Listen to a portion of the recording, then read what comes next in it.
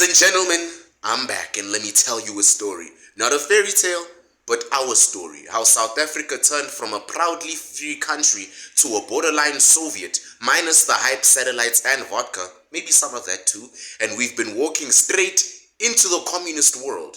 Thanks to the ANC, but don't worry, I'll keep it funny, honest, easy to swallow, like your roommate chilling in my room with me. You ever notice how the school system basically says, don't question, just follow? From primary school, they teach you that the struggle is ongoing, right? The white man is evil, that capitalism is evil incarnate, and the state is always right. You sit there listening to freedom fighters this, white monopoly that, economic oppression this, and before you hit high school, you're already thinking, maybe my government should fix everything. Maybe I should rely on my government. That is communism sneaking in through rounded edges to get into your skull. Your mindset gets molded so early you don't even notice. You pick it up subconsciously. Question the ANC. How ungrateful of you. They saved us. They're the heroes. How dare you? Meanwhile, the gravy train rolls on. While your student debt grows and you're out there begging for 350 rand a month just to afford electricity and internet that's not even 500. Let's talk about these 350 rand grants, the thing that can't get you anything. They're supposed to be relief, a temporary allowance to help the people. But boy, oh boy, do they do the opposite. And here's the thing, the ANC knows exactly what they're doing.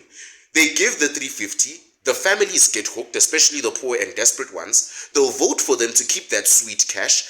And then the economy sucks harder than a vacuum cleaner. You see the cycle? You see the problem? It's like giving a junkie a fix every month, but never an actual plan to get clean.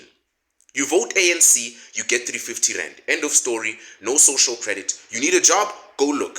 Entrepreneur skills? Google it. But that's messy. That's hard, right? You don't want that. You want quick and easy. Government cash is easy and free. And hey, the ANC has you nibbling on that vote just like a rat caught in a breadcrumb. Why would they let go?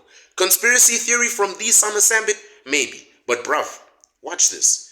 The youth unemployment rate in South Africa has skyrocketed since 1994. And guess what? No one is doing anything real to fix it. There's job creation plans, sure, sound crunchy with fancy reports and meetings. But on the ground, they are disappearing like a ghost in Josie. Why might that be? A ton of ANC cronies rely on the unemployment stats to get foreign aid, to justify control, to say, you see, you can't fix it, so you need us. If unemployment dropped by 20 points, where's the leverage? Where's the pity vote? And 350 rand is suddenly less necessary. So we stay stuck while bureaucrats stay employed for the illusion of progress. They want you to believe the country is getting better. This isn't Soviet tanks rolling into Pretoria. This is much more psychological this time. They appoint their friends in state-owned enterprises like Eskom and SAA and make you believe there's more job opportunities out there.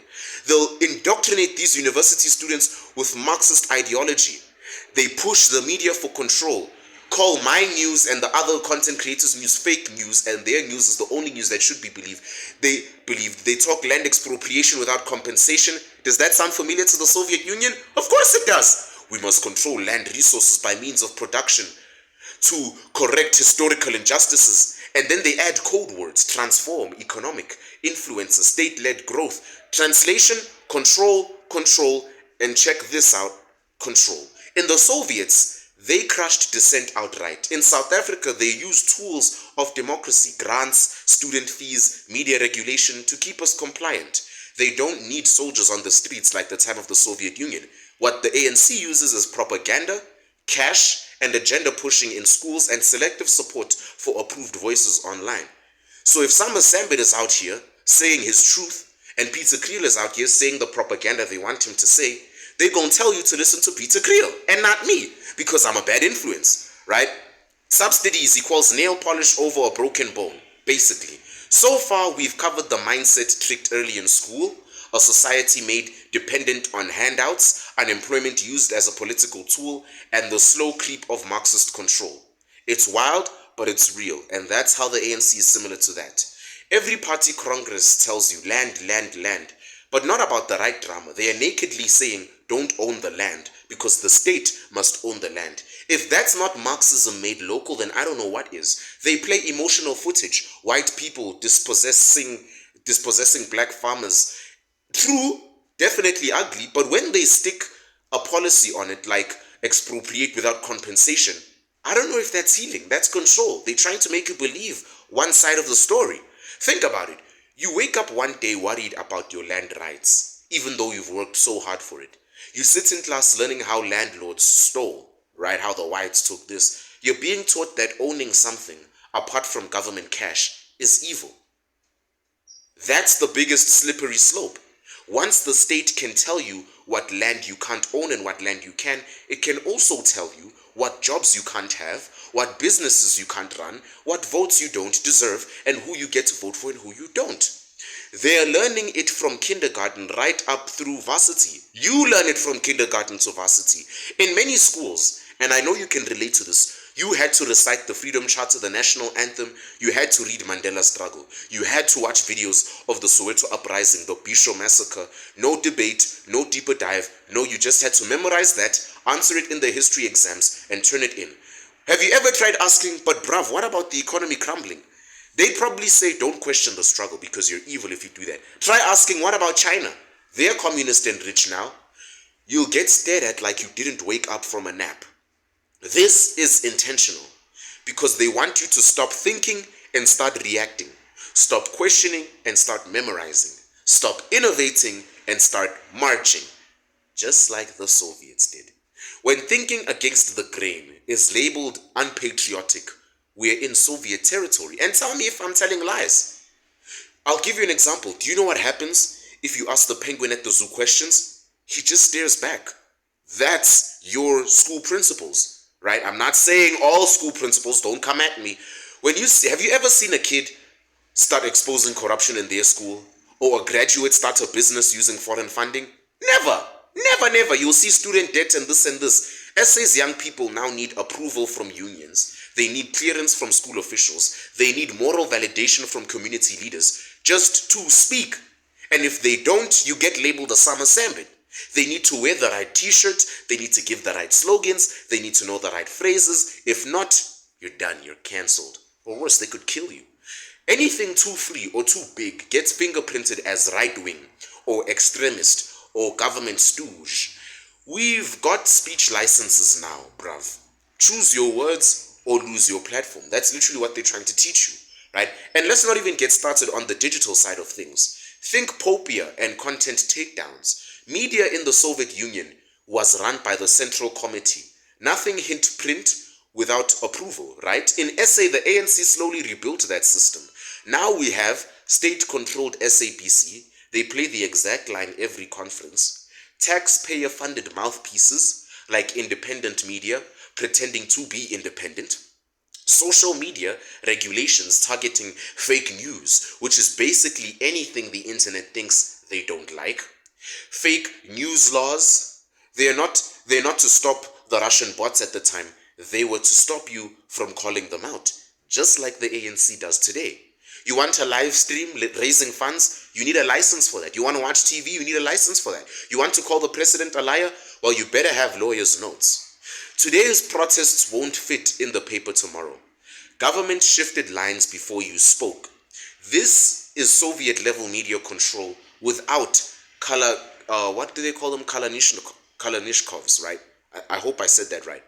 I'll give you an example. In the rural areas, control mindsets are cooler, right? They're easier to be controlled over there. ANC-sponsored churches, approved activists, megaphones for them. No internet, no opposition, just endless feeder lanes into government hearings, right? Rural South Africa is like a microwave. You heat things up until they drop into the party bowl. Social grants, censored radio, curriculum guided by political reps, right? The system goes rural vote ANC, gets 350 Rand village, then the village praises the struggle, and then the cycle continues the next 4 years. Half of SA's playbook is straight from Mugabe's school of ruin. You see, this is what Mugabe used to do. Use budgets that blow the state's pipes, land grabs called transformation, state machinery to suppress, patriotic rhetoric minus the results. Watch how violent farm takeovers become performances with no evidence it helped SA's struggling agricultural sector.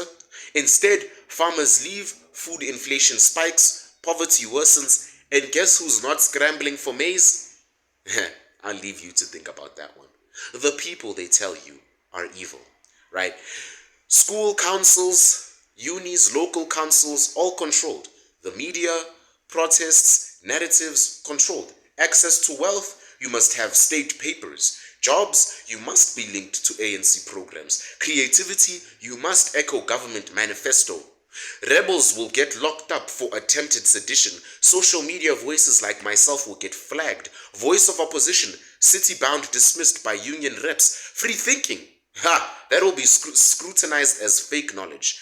Artificial socialism, digital dictatorship. It's not open rebellion, it's nothing but gentle slipping.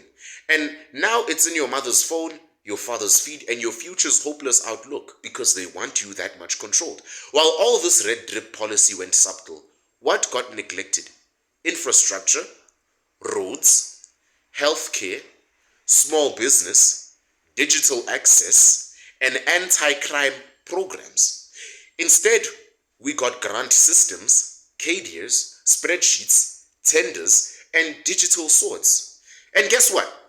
Our population is paying with crime, poverty, worsening health, risk-laden pensions, and unemployed people. I'm not writing off my country.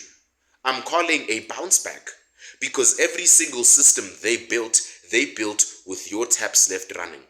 This is your moment, and don't let them ever convince you that it's not. Not for picket holes, but for young and old minds who think, let's drop government coffers, let's stop the propaganda, let's build our own opportunities, let's innovate, let's buck the narrative, let's talk, let's be interdependent, not completely dependent, let's multiply ideas and speak up. Socialism sucks when it drains creativity, currency, confidence, and most importantly, consumption.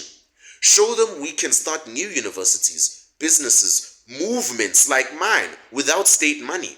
What if I built web content to explain grants versus revenue? What if we tutored small kids free of the state syllabus? What if we crowdfunded our own farms? What if we taught financial literacy at the township kraals?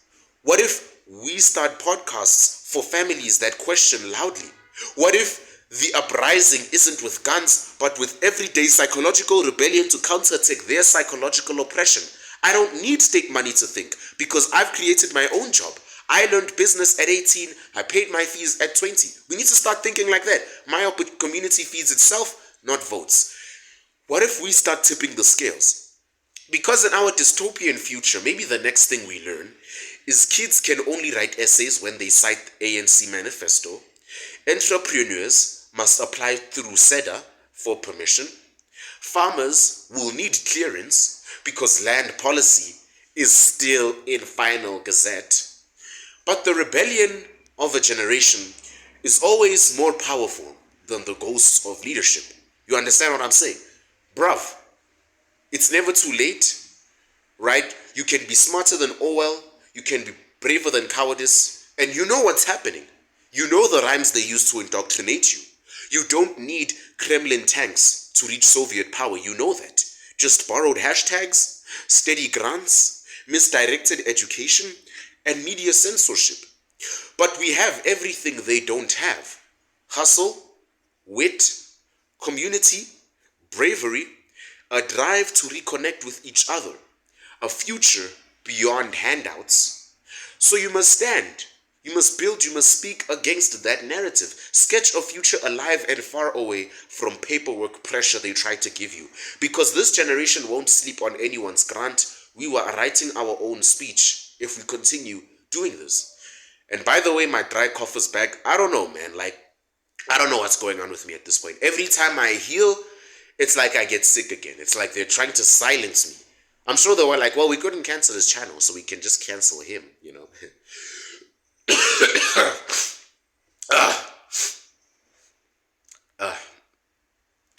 This is my nose. I need a med lemon. This is the summer Sambit. Nah. Let's do this. This is the summer Sambit, and like always, I'll see you next time. Hey, and don't forget to follow me on Twitter and Instagram. What's up with you guys?